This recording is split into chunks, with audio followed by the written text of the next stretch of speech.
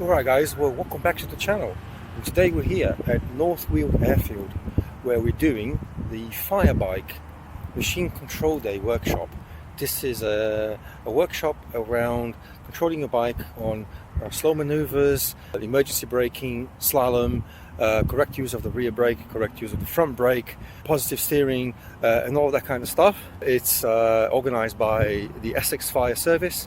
It's delivered by Hop Rider Training, and so if you want to find out what that's all about, and if you are interested in doing that, you want to see what it's all about, stick around, watch the rest of the video, and I'll catch you later. Today I'm thrilled to take you through an enjoyable day I spent at a FireBike machine control workshop, organized by the Essex Fire Brigade and conducted by the skilled trainers from Hop Rider Training. As someone who has been riding for 6 years and has completed the IAM Road Smart Advanced Rider course, I was eager to dive into this free workshop designed to enhance our skills and safety on the roads. The day began with enlightening classroom sessions where the coaches shared the crucial reasons behind delivering this course, aimed at reducing accidents in the county. With 14 bikers, including myself, and 3 experienced instructors, the course was structured to blend theory and hands-on practice. Each riding technique was thoroughly explained, exploring the physics and science behind it. For the first skill of the day, the instructors demonstrated how to expertly pick up a fallen motorcycle. They did it on their own bikes too. We then had our turn, practicing this essential skill that every rider should master. Even if you never plan on dropping your bike, one day you may want to help a fellow biker out on the road. Next, the instructors took us through the technique of maneuvering in tight circles. This is very useful for riding in town or through traffic. Setting the throttle and clutch to a fixed point, we use the rear brake exclusively to control speed while turning the motorcycle in circles. The front brake is never engaged in this maneuver. This ensures a smooth and controlled slow ride. Navigating a slalom course through cones, we honed our slow speed control using only the rear brake. The emphasis was on keeping the head level, eyes on the horizon, and mastering control of the speed and turn by use of the rear brake only. We then had a demonstration of the science behind positive steering.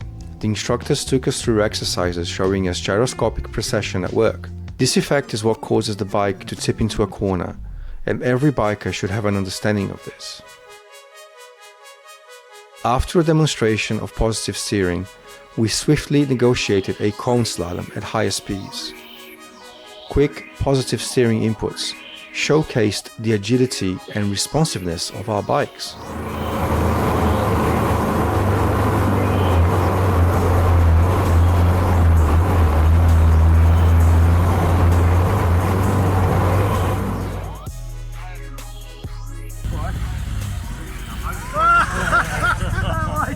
Incorporating quick positive steering and pulling in the clutch as a safety measure, we practiced swift swerves around simulated hazards, an essential skill for navigating unexpected obstacles.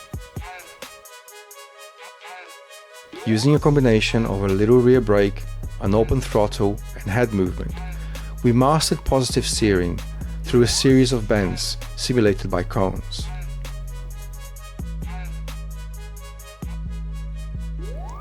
Up to this point, we were using our rear brake only for all the exercises. Now came emergency braking, where we utilized the front brake only. By progressively applying the brakes and pulling in the clutch, we aim to achieve maximum braking performance. The feedback from the instructors was invaluable, revealing that many riders, on average, use only 30 to 40% of their bike's braking ability. I was pleasantly surprised to discover that I was likely tapping into 70 to 80% of my Himalayan's capabilities by the end of this practice. The workshop was incredibly informative, with the instructors offering constructive feedback. Riders of various backgrounds, from learners with CBT licenses to seasoned enthusiasts participating in rallies and track days, showcased diverse bikes, sports bikes, street bikes, adventure bikes and more. I of course navigated the course on my trusty Royal Enfield Himalayan. As I reflect on this experience, I encourage every rider, regardless of their skill level, to regularly practice these skills. It's the key to maintaining and enhancing your abilities on the road. I've noticed, even among experienced riders, poor techniques like over-reliance on the front brake in parking lots, which can lead to unfortunate falls. So, should you attend a similar workshop? Absolutely. The insights gained, the improvements in technique, and the camaraderie shared make it an invaluable experience for every rider. Stay tuned for more riding adventures, and don't forget to subscribe, hit the notification bell, and share your thoughts below. Until next time, ride safe. For now, this is Noob out.